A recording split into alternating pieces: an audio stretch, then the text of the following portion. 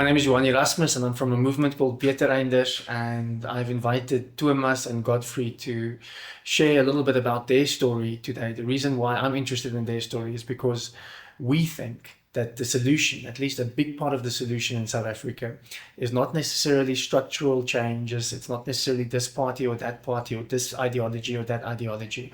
Although those things are important, we think the solution to our country is primarily through interracial friendships.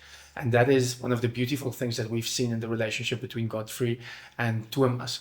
And it's not just a relationship that is on a sentimental, superficial level.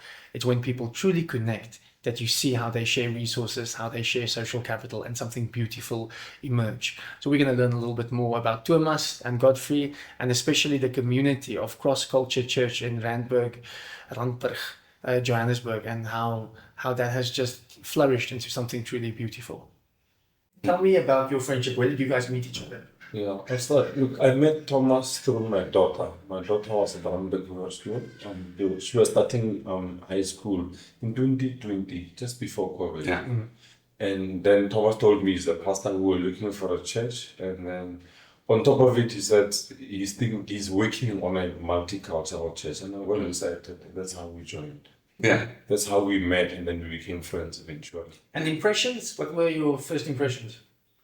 No, what I remember is how we met at the school function, and I saw Godfrey then, and I've come to realize that it's difficult. I mean, I've been in a lot of settings where I'm the only white guy, so I know, in a sense, it can be uncomfortable, and I thought this guy will be uncomfortable. Little bit did I know he's not uncomfortable at all, but I went up to him and introduced myself and told him a bit about ministry, and then he actually took the initiative to say, listen, but no, I will come visit you, and he came to sit here in the sitkamer and had a conversation interview with me and just checking us out.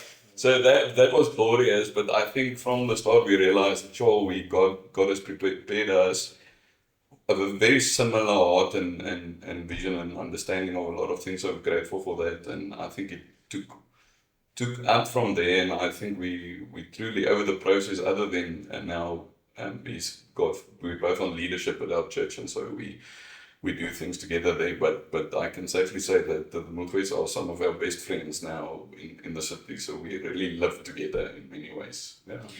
What I find interesting is that it seems like one of the prerequisites for a friendship like this is to be in spaces where you are comfortable by being the only white guy or the only black guy. Yeah. Because it almost seems like that is the first step, because most of the time we try to avoid those types of spaces where we feel alienated like that.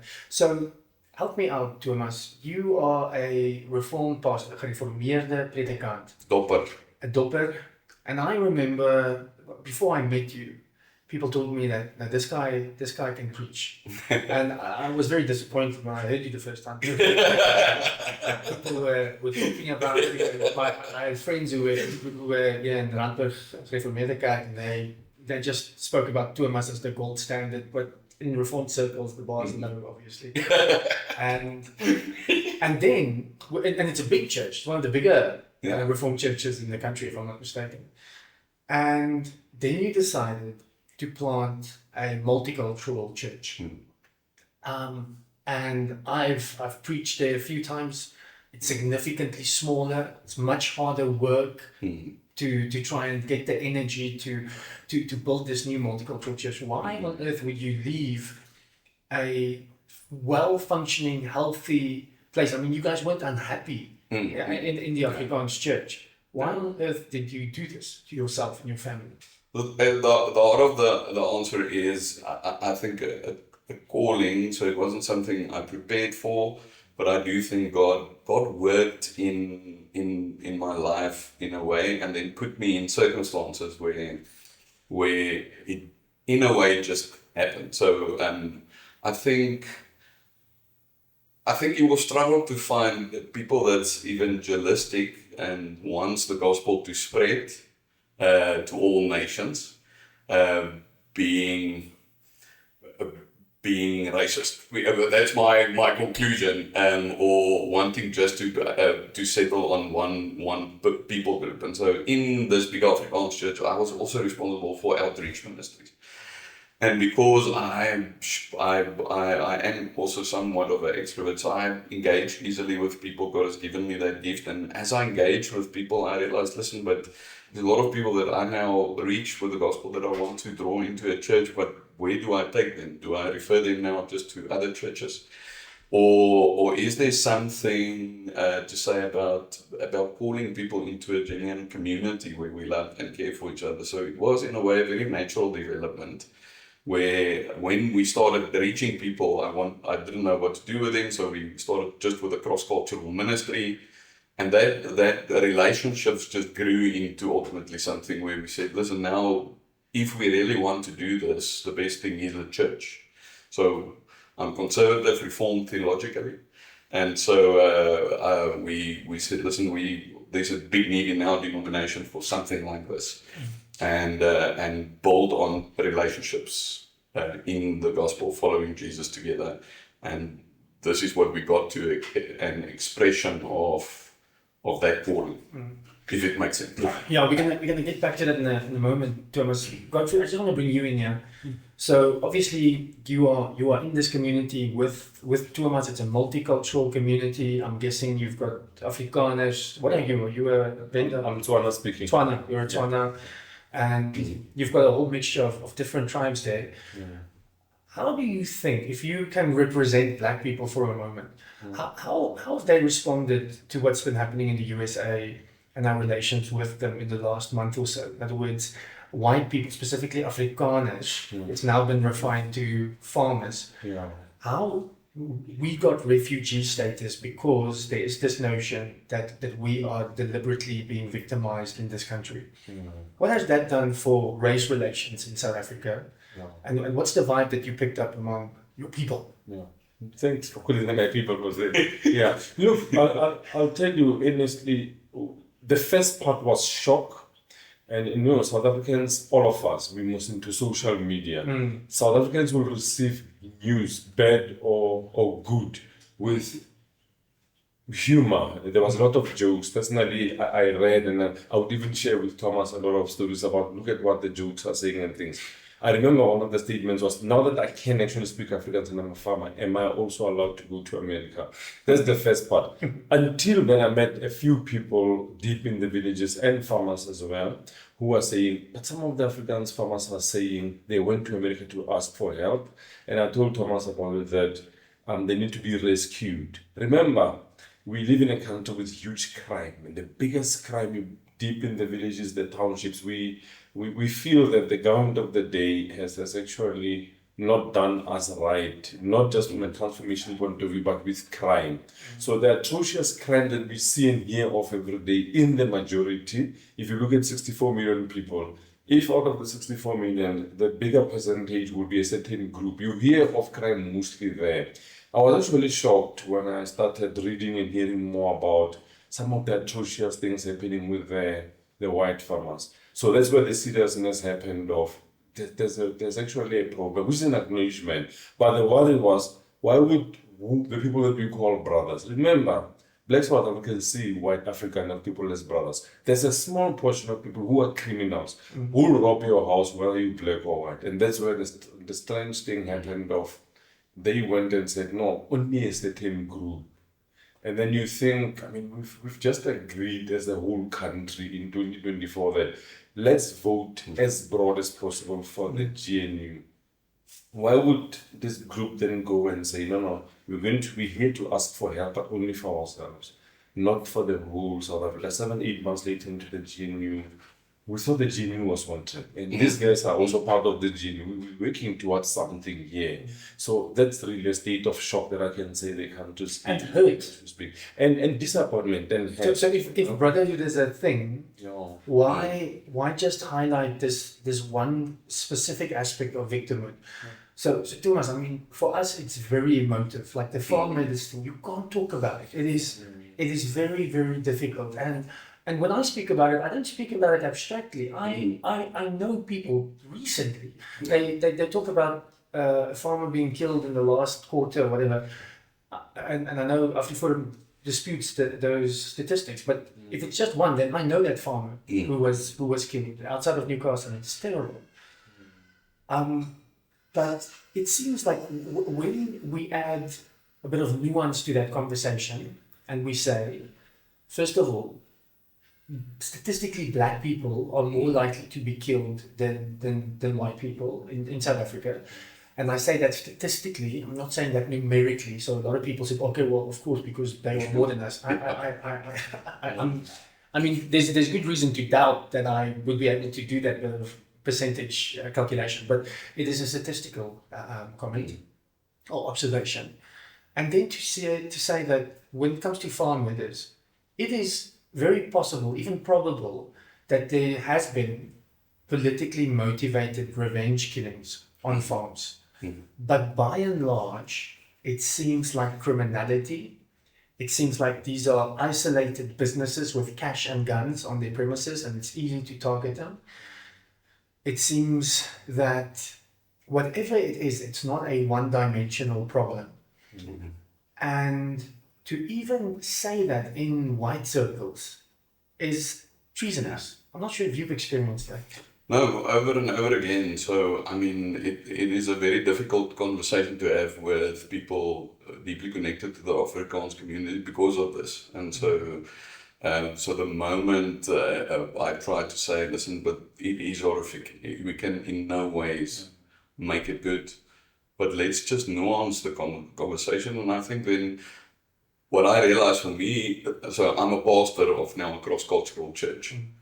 And the people I had to counsel for crime in my small little sample where we are less people of color, more whiteys, still, is the black guys. Those are the people that run through with crime, with things, even in our context. So then it makes it very difficult for me to have those conversations, say, listen, but just my lived experience here, we must allow for that, and we must have nuanced conversations, because you can take any one of those things out of context.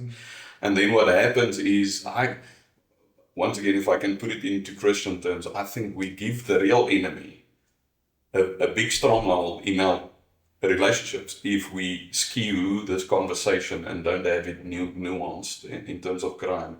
Not for one instance saying it is not horrific, but all crime is horrific, and we have a big crime problem in our country, and we need to tackle that and address that together. But to skew the conversation is actually not helping the real problem. Is my take on it, but I get a lot of flack, even from my own people.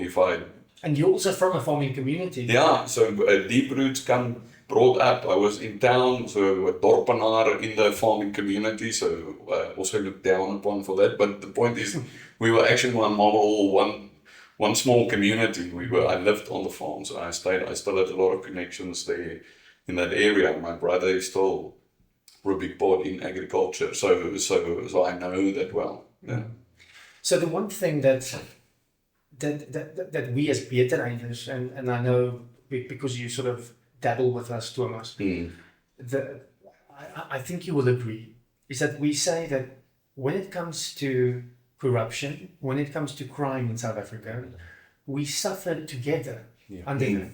Sure. And what's happened now is there's a narrative that's been portrayed globally to such an extent, and it's not new, to such an extent that Australia offered us refugee status at one point. I think it fell through because they got internal pressure, but at one point they wanted to take white farmers that side. So to highlight one aspect of victimhood that affects a particular community and to isolate that from all the other horrific incidents of crime that happens in South Africa, it seems like that is what hurt black people. And I wonder if, from a Christian perspective, one of the ways out of that is maybe for white people like yourself to highlight crime that affects black people. And then Godfrey, I've seen this being a very healing thing. There's a pastor in Senegal, John Matutle, and he just started to speak out against farm members. And here's a black guy saying, this is horrific, and we are in solidarity with that. And it just takes the sting and the polarization out of the conversation. So maybe one of the prophetic things that Christians can do in this country is when a black guy stands up in solidarity with something that affects the white community, and white people stand up in solidarity with something that affects the black community. But now I can already hear one of the criticisms for that. And that is this term, ons mense, our people. I already, now there is an element to that that's 100% true, that there is something like our people. But it seems like there are groupings in South Africa on the far left and on the right that would want us to have I want to give them credit and say they don't want to go back to apartheid. They will agree that apartheid was a crime. Maybe they'll dispute it, whether it's a crime against humanity, but they will at the very least say that it wasn't good. It wasn't good. But they will defend the principle of apartheid. Different communities, your people, being together, having church together, having school together, doing life together. Yeah. And we can be friendly neighbors, which is something that is from the mouth of Verwoerd, which doesn't make it wrong. Maybe Verwoerd had a point, I don't know. But what you are doing with the multicultural church is that you are, to a certain extent, rejecting that model for South Africa. Now, here's my problem. These guys, our friends at Solidarity and Afriforum, and I say that because we really have friends. We both studied in Potchefstroom, which means that half of the people employed there comes from Potchefstroom. The leadership there are reformed people. They are in the gereformeerde kerk, whether it's a Kali, whether it's a Flip, whether it's a Dirk, whether it's a Banner, they are within those circles. How is it that your understanding of the gospel takes you to a multicultural expression of faith, and their understanding of the gospel takes them to an ethnic, nationalist expression of faith? I think you're going to have to start there. It's your question. You're not going to get out of it. I'm not going to get out of it. Yeah. So we've thrown black people under the bus. So let me start. So you might have noticed, but we try not to it's potato in many ways, but because of the wrong way, even to my mind, of understanding multiculturalism, I like to speak about cross-cultural, to say that I truly believe that although God created us as one humanity, you see in the end, the Revelation gives us a picture, and it's not suddenly a grey mass of people worshipping before the throne. It's people of all tribes and tongues and nations. So we serve a God as Christians that seems to love diversity. We cannot deny that He loves diversity. Although let's say conservative friends would say, but there are lines between. So because there are lines between these different groupings. So they are also very excited about Revelation. But that's what I want to speak into, is to say I think where we then differ is that it seems that God is in the business of, He hasn't started out with all the nations intact, did He? He developed, and even my tribe, so let's take my tribe, I'm a proud Afrikaans speaking South Africa, and anyone that knows me, Godfrey, will also know I'm not shy of being Afrikaans. But my people is people who sort of have a starting point developing from different nations. So there's some dynamic in God's providence that He can take and bring together, and then ultimately, I think at the heart of it is, if a nation becomes a servant unto each own, I think God's intention was always that, yes, different tribe, different nations, but serving one another in a real practical sense and in different circumstances. So I'm, for instance, asking, but in a context like South Africa, why can't God start eventually a new nation? And so I think the calling to serve one another in a specific situation, I don't think we can ultimately saying people that says we are having an Afrikaans church because we think that's the best way to serve the nation, because we want to see people come to Christ and their language is important, or language communicates your thing. I cannot say that is wrong. But on the other hand, if you're a true servant even of that congregation to the nation, you will want to see also different things develop. And that's where we fit in, I would say, is really a sense of calling. To say, what does God want to do with my Afrikanerness and Godfrey's Setswananess? And for me, it's just glorious. I haven't become less of an Afrikaner because I'm very good friends with this man. I've become, in a sense, a better Afrikaner, I hope. But he can judge that. But the type of Afrikaner that really wants to be a servant in this country of all its people, in this way, and the gospel brings us together and helps us serve each other without losing our identity completely. I think my problem, Thomas, is that our friends again will say there must be beautiful synergy, and they often talk about the various interactions that they have with various Xhosa tribes or Zulu tribes or whatever. But the difference between what they are talking about and what you guys are talking about is not how to be friendly, I want to say friendly suburbs next to each other. It's how to be friendly neighbors. Literally, your lives are integrated. You do church together, you do school together. So for me, there is a difference in how people look at how you treat your neighbors, because I don't necessarily think that the Afriforum Solidarity guys, that there's a lot of malice there. At least from my experience with the top leaders, is that they are respectable people, and they will respect these various tribes and work with them. But ultimately, there's an ideology and a theology that sees that boundary just much thicker than the one that you guys are living out. I think, and maybe there's a part that we as South Africans never understood. And I'll talk now as a black guy having grown up in the villages with deep roots in the Tswana. So that was, you grew up in Randburg. I grew up in Randburg, but I was born in Soweto to two migrant laborers. So you've got some struggle credentials there. I wouldn't say me, but I mean, every black South African who's older than 45 would say they do, yeah. If you look at the history of South Africa from 1994, the strength of the discussion and the message on reconciliation, I think we misunderstood each other. The reconciliation, and maybe both of you gentlemen can correct me. There's a sense that when you start to academically understand what Afriforum is saying, their own, the preservation of the language, their own, I don't know if I'm right, like Orania as an example. Our understanding was we're fully going to integrate. And let's take the leaf out of the 1994 project with Mandela Reconciliation, the rugby. We would have maybe understood that guys want to stay in their own suburbs, we stay in ours, but we like each other, we visit, we still work there, and that. Maybe that would have worked. We would have been okay with rugby being a fully white, nothing to do with us, and we're okay, we'll play soccer, you play. But we South Africa looked, and I'm talking now, in my age, listening to the old gogos and the uncles and the villages and townships.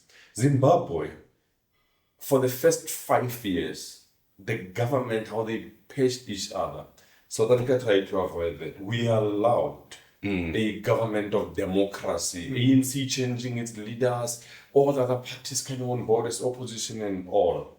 If you look at many other countries, I mean, the coups in Lesotho, small little country with few people. I remember the story of Kenya, the story of Idi Amin in Uganda and everything. South Africans, we were not all educated. But my mother she's 91, she was not educated. But she kept talking about them as old ladies and their moms praying for South Africa not becoming what Zimbabwe and Uganda became. Wow. So maybe we never understood.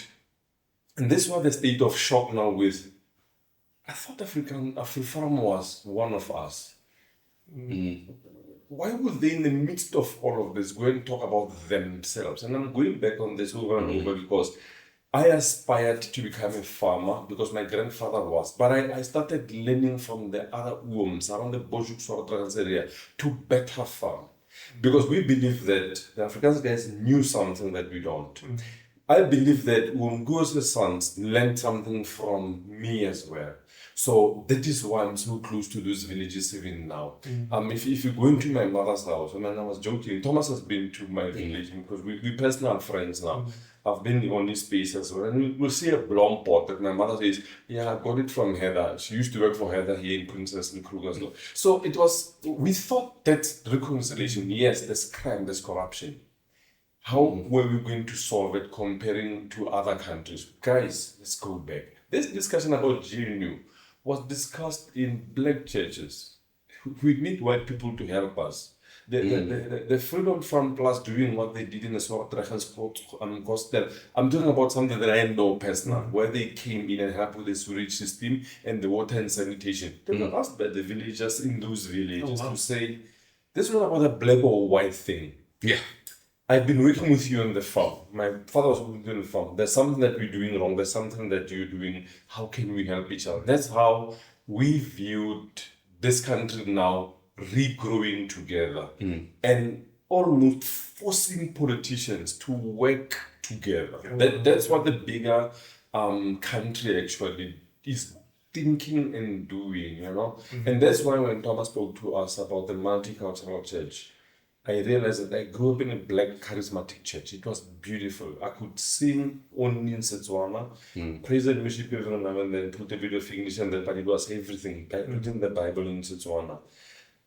But the trade-off was if I follow Thomas and understand what his view on God is at a reformed theological level, him reading to me over and over the Heidelberg Catechism. I didn't grow up with Heidelberg Catechism, but his explanation appealed to me. I didn't see him as a white pastor. I saw the guy who's helping me to understand the Heidelberg Catechism that is explaining my Bible to me. Sure. And that's a space at which I can tell you, you can go to Umlazi, you can go to Social Move. The disappointment is on. We really thought we were going somewhere together. Many of us are going somewhere together. That's not in the media at the moment. That's not what people are talking about. But there are a lot of people who are on board with this project and who has not given up on this project.